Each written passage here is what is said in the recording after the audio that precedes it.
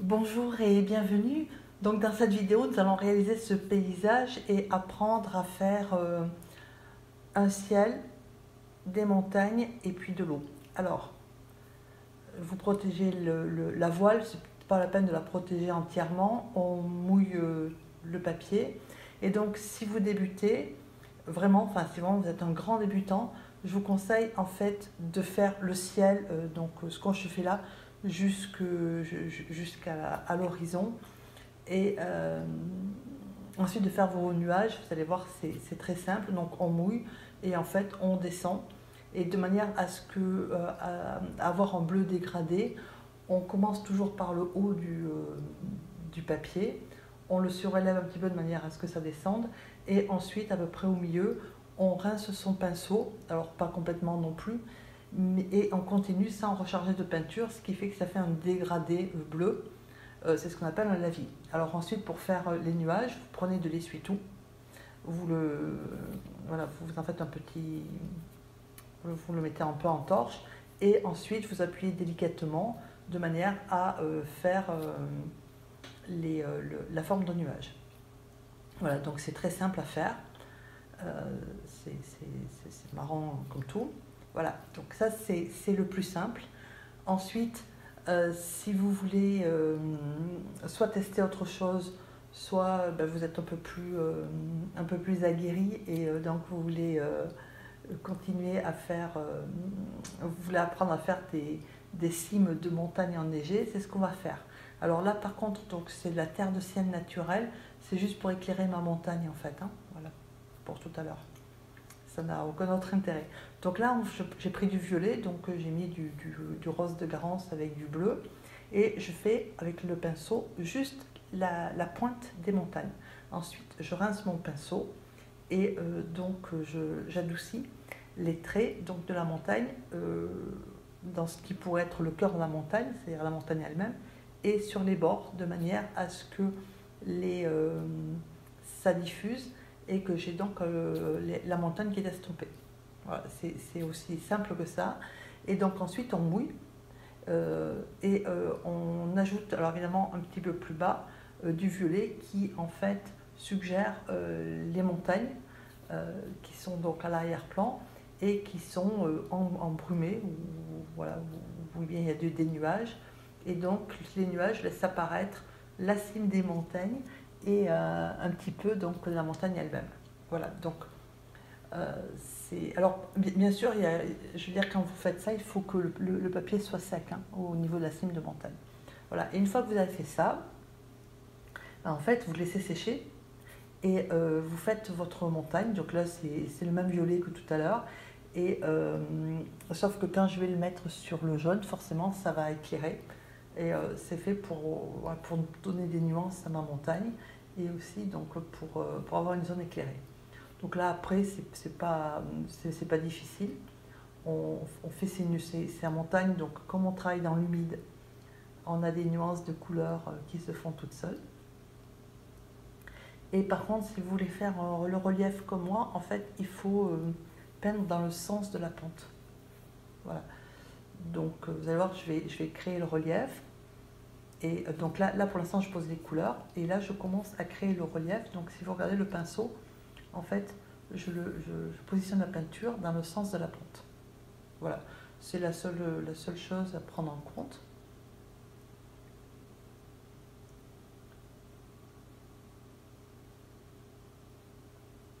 Et en sachant que je veux le côté éclairé à droite, donc c'est pour ça que je fais ma petite montagne comme ça.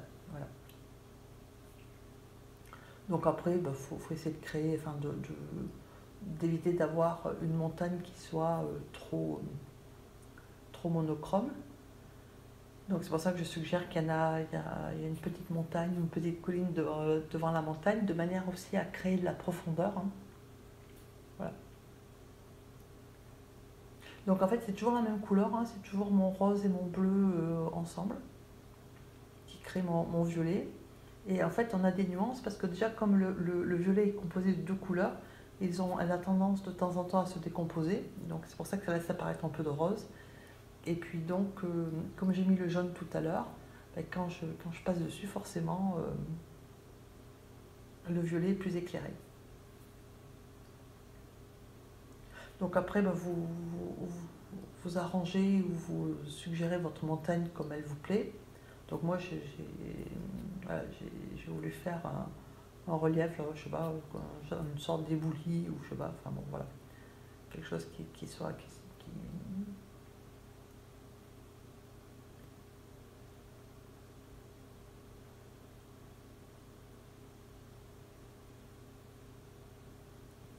Donc là, ça se travaille sans problème tant que c'est humide. Hein.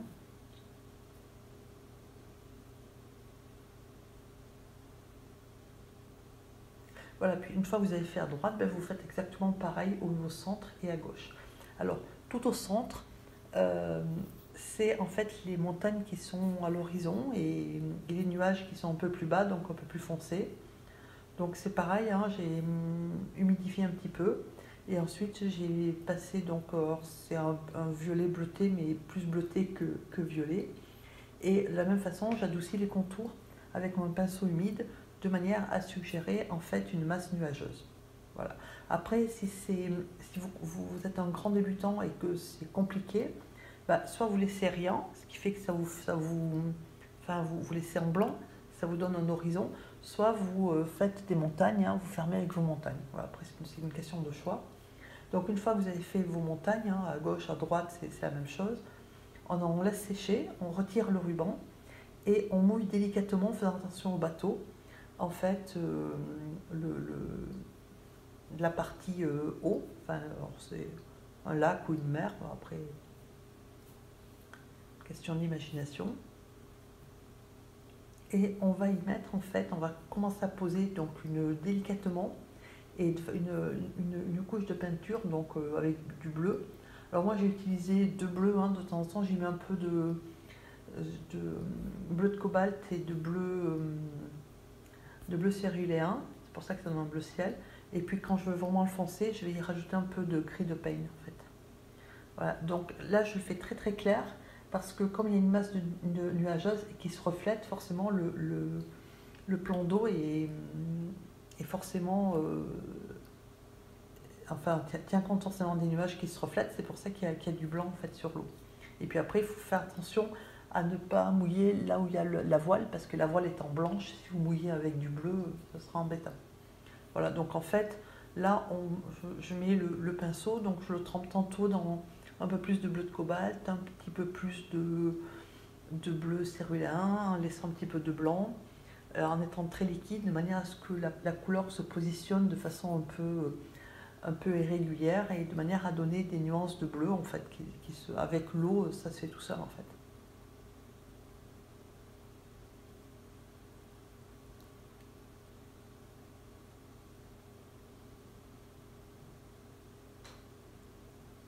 Alors là au niveau de l'eau il y a deux façons de procéder.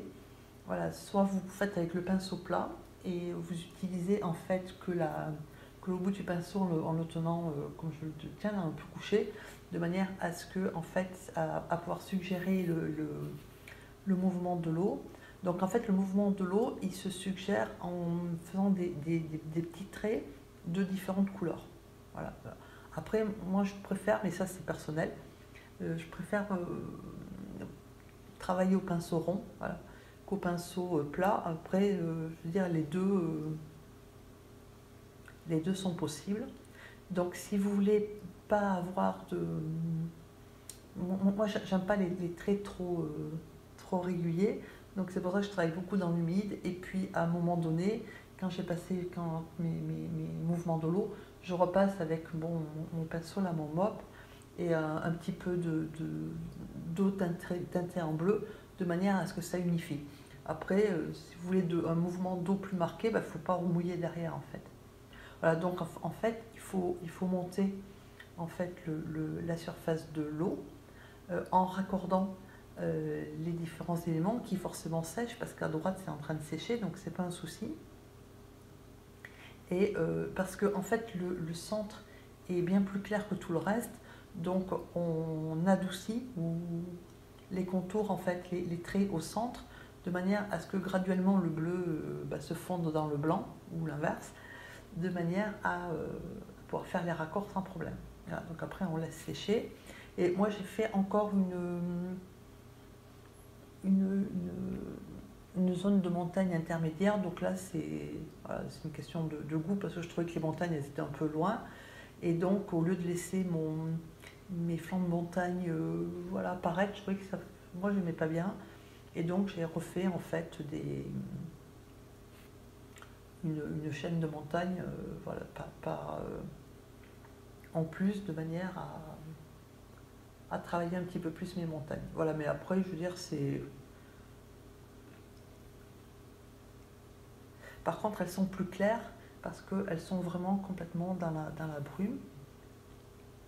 Donc c'est pour ça que j'ai suggère plus un flanc que l'autre. Alors après évidemment, bien sûr les oiseaux.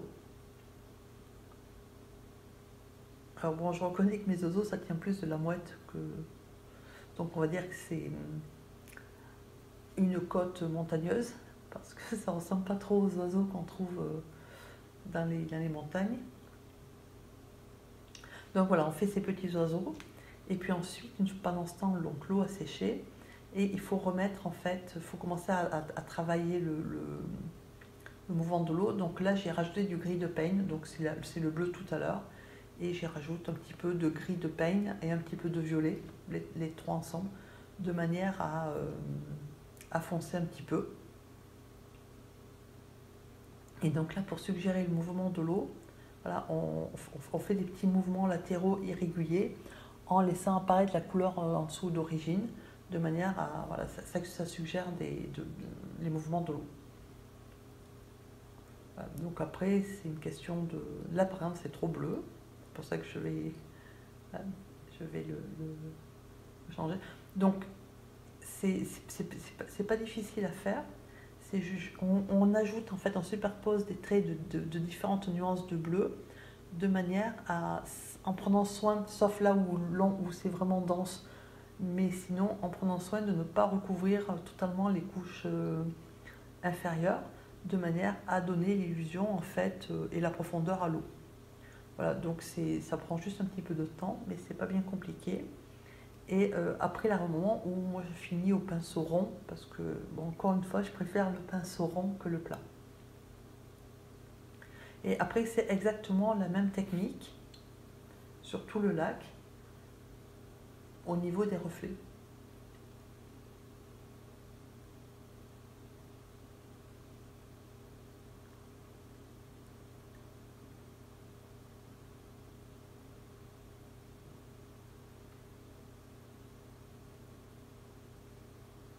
Et voilà, donc je continue à faire les mouvements d'eau. Et voilà, moi j'estompe un petit peu de manière à ce que ça se fonde, parce que j'aime pas quand il y a des traits qui sont trop marqués, mais ça c'est une question de goût, hein, je veux dire, c'est pas... Moi j'estompe beaucoup, mais ça c'est vraiment personnel.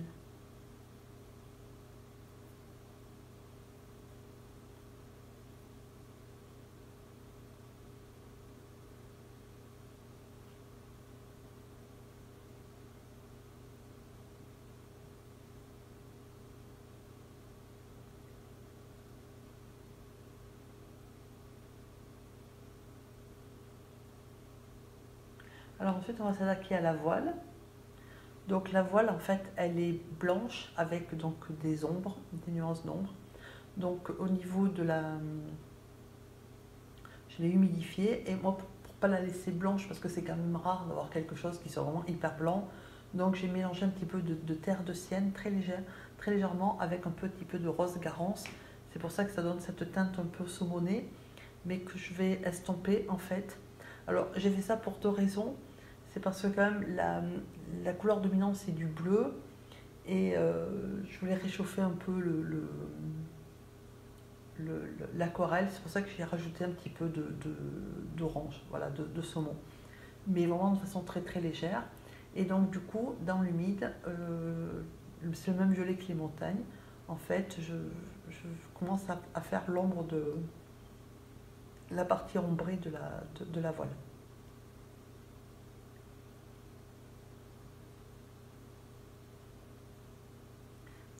une fois qu'on a fait ça, on passe donc on essuie tout au niveau de la couleur. Alors évidemment, on absorbe la majorité de la couleur, mais il reste quand même sur le papier cette teinte un petit peu légèrement orangée, et c'est juste ce qu'on voulait en fait, hein. On voulait juste un petit peu une nuance. Donc après, on travaille les ombres en violet. Alors là, par contre, moi, je travaille avec c'est le 6 que j'ai dans les mains.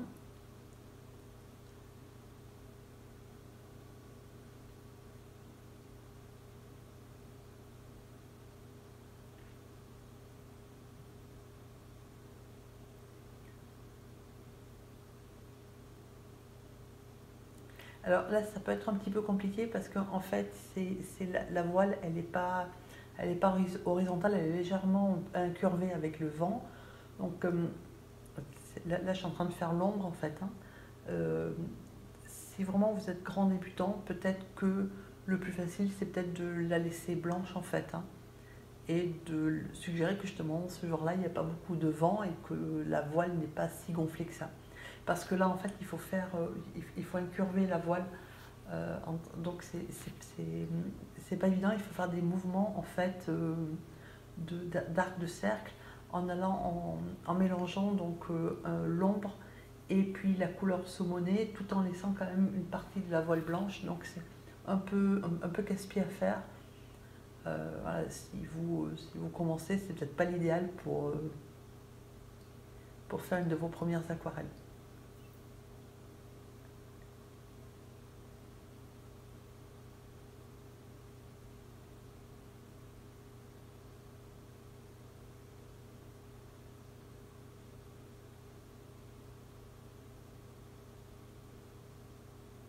Donc la coque, en fait, c'est du violet avec de l'indigo. Pas de l'indigo, pardon, du gris de peigne plus concentré.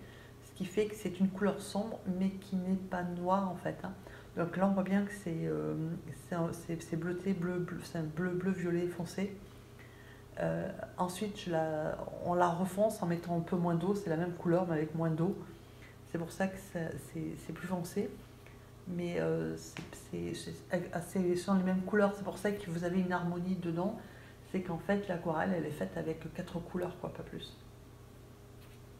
Voilà, donc pour les reflets du bateau, c'est pareil, c'est exactement pareil que pour le lac, mais en plus petit. C'est-à-dire qu'on fait des petits traits donc de couleur noire, de manière à suggérer le reflet de la coque.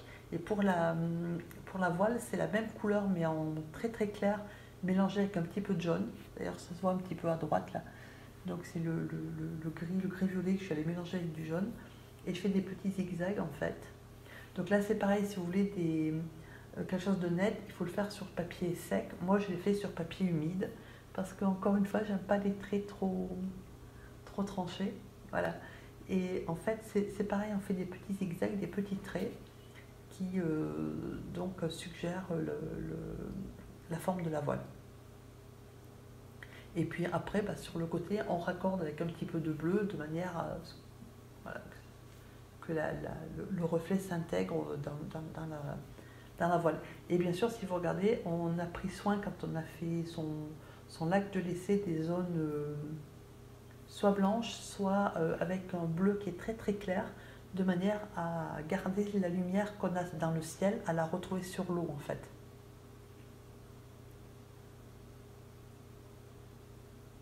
Tout en évitant d'avoir une voile immaculée qui aurait peut-être un peu tranché dans le paysage. Voilà. Donc ensuite, on fait les détails de la voile. Alors là, c'est facultatif. Si voilà, si vous voulez pas, vous le faites pas. Mais les voiliers sont comme ça. Donc c'est la même couleur que la coque. Voilà. Bon, j'ai rajouté le petit drapeau, le mât.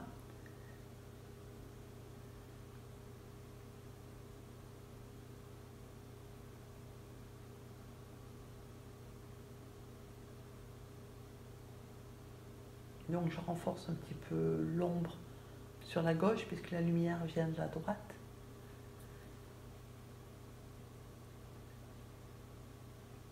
Et là, la voile se gonfle un petit peu. Donc voilà, si vous débutez, faites-le comme ça. C'est-à-dire qu'en fait, vous creusez ça se creuse, mais sans plus. Parce que sinon, c'est plus compliqué à essayer de mettre l'incurvation en fait. Donc après, vous renforcez éventuellement le bleu si vous pensez qu'il faut. Voilà, c'est des détails après. Hein. Moi, j'ai repassé à sec un petit peu sur le reflet de la voile parce que je trouvais que c'était trop pâle.